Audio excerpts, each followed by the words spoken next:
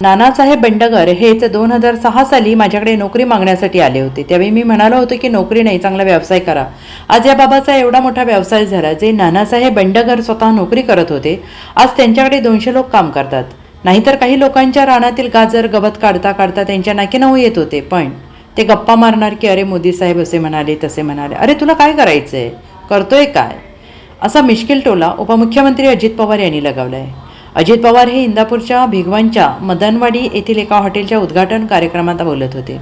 बारामतीचे कृषी प्रदर्शन किती लोकांनी बघितलं असा प्रश्न केल्यावर काही लोकांनी हात वर केले. यावर बोलताना अजित पवार म्हणाले, हे बघा, ही खरी माणसं नाही तर बाकीचे सगळे पांढरे पुढारी. दादा आला लांबलचक मोठा हार घालायचा. अरे स्वतःच्या प्रपंचाकडे लक्ष द्या, तब्येतीकडे लक्ष द्या, कुटुंबाबरोबर संध्याकाळी जेवण्याचा प्रयत्न करा, नाही तर सकाळपासून दिवसभर पाठवायचं काम करायचं आणि मी पुढारी. अरे त्याला काही चाटायचंय, असा सल्ला देत अजित पवारांनी कान उघडणी केली आहे. Bureau report, SBN Marathi, Pune.